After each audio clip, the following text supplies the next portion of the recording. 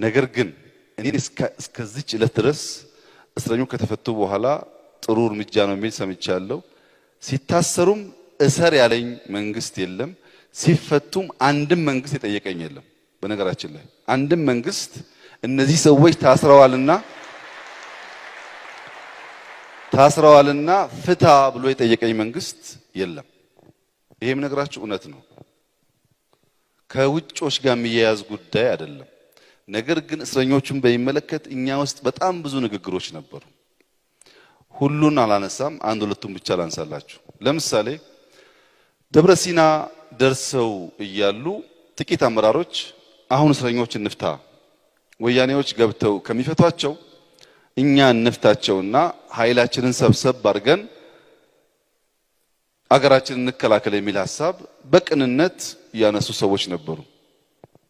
ትላልቅ ኃላፊዎች አይደረግም፣ ወያኔ አዲስ አበባ እንዳይገባ እናደርጋለን፣ አይገባም፣ ከገባ ግን ራሱ ይፈታታል እንጂ የኢትዮጵያን ክብር በሚያዋርድ መንገድ እየተሸነፍን ነውና ብለን አንፈታም ብለን ወሰን። ለምሳሌ አንዱ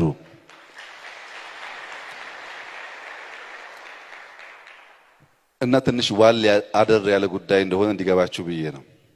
ሁለተኛው የብልጽግና ስራ አስፈጻሚ ጽሁፍ አዘጋጅተን ካወያየነው ከወር በፊት ነው።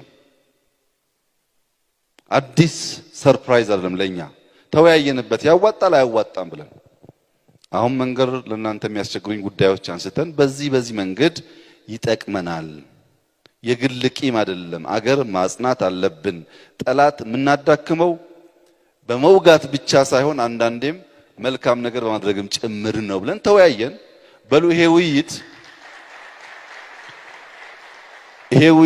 እስከታች ድረስ ይቀጥል ብለን አዲስ አበባ እንኳን ማስተዋውሰው የሃይማኖት አባቶች፣ ባለሀብቶች፣ የተወሰኑ ምሁራን ሁሉም ክልል ተወያይተውበታል። አሁን ደርሶ ድንገት ሆነብኝ የሚለው ጉዳይ ተቀባይነት የለውም። ተወያይተንበታል ከወር በላይ አዲስ ነገር አይደለም። ወር ከቆየ በኋላ አንዳንዶች አዎ ተወያይቻለሁ ግን እንትና አልመሰለኝም እኔ ገሌን ያልጠበቅኩም ይላሉ። እውነቱን ለመናገር ፖለቲካሊ እስረኞችን በመፍታት እነዚህን ጉዳዮች እናሳካ ነው ያለው እንጂ እነማን ይፈቱ የሚለውን በቀደም ህዳሴ የሚኒስትሮች ስብሰባ እስካደረግንበት ቀን ድረስ እኔ ማላቀም ወስነናል እንፍታ ብለን አቃቢክ ሲያጠና ቆይቶ ዝርዝር አመጣል። እንንተናማ አይቻልም እንንተና ይቻላል እንንተና አይቻልም ተጨቃጭቀን የተወሰኑ ሰዎች ላይ ወስነን መጣን። ግለሰቦች አልነበሩም የንግግሩ ማዕከል ይሄ ጀስቸር ያስፈልጋል፣ ይሄ ማግናኒሚቲ ያስፈልጋል። ዝም ብሎ ድርቅ ያለ ነገር ብቻ አርገን ሀገራችን እንዳንጎዳ የሚል ነው ሐሳቡ።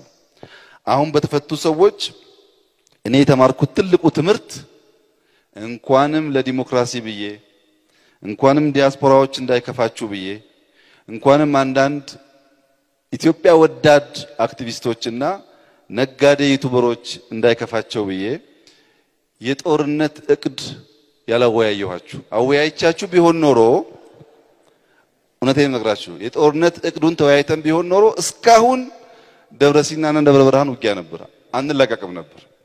ምክንያቱም በጣም እቅዱ ምቹ አልነበረም።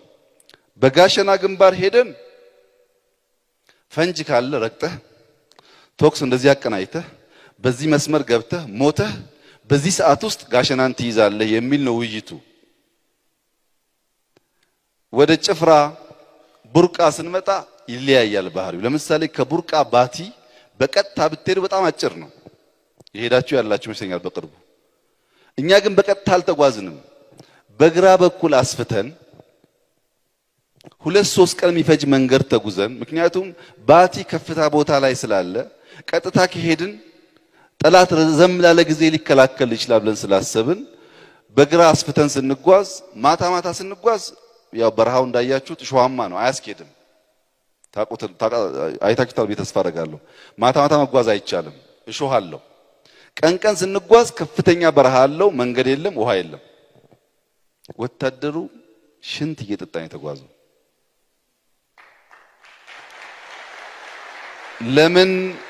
ለምን ተደረገ ያላችሁ እንደሆነ ሴንትራል ኮማንዱ አጠቃላይ እቅዱን ቢያቅም የጋሸና ስፔሲፊክ እቅድና በምስራቅ የነበረው እቅድ ይለያያል። ከሁሉ በላይ ደብረሲናና እዚህ በሸዋ የነበረው ደግሞ በጣም የተለየ ነው። በሸዋ የነበረው ባለበት አቁም ነው የሚያቀው፣ ባለበት ተከላክለህ አቁም ብቻ ነው የሚያቀው። እኛ የፈለግነው ቡርቃን ከመያዛችን በፊት ከካዛኪስታን በኋላ ሀርቡን ቆርጠን ኮምቦልቻንና ደሴን ኮምፕሮማይዝ ማድረግ አለብን። ምክንያቱም እንደሌላው ቦታ እየገፋን ከሄድን ቀናት ስለሚወስድ ኮምቦልቻና ደሴን ጠላት ያጠፋቸዋል እና ማጥፋት እንዳይችል አስደንግጠን ነው ማውጣት ያለብን ብለን ሀርቡ ቆርጠን የገባ ነው። ሀርቡ ለመቁረጥ 90 ኪሎ ሜትር መጓዝ ነበረበት። እዝ ሙሉ መንገድ የለም መነግራችሁ በዛ በረሃ ውስጥ። ይሄን እቅድ ተወያይተን ቢሆን ኖሮ ተሳስተሃል፣ ጋሸና ላይ መስበር አያስፈልግም፣ በደብረሲና መጀመሪያ እናድርግ ስትሉ ስራው ሳይሰራ ይቀር ነበር። ምን ለማለት ነው? አሁን በወሰነው ውሳኔ ሂደቱን ለኛ ተውት፣ ውጤቱን ብቻ እናንተ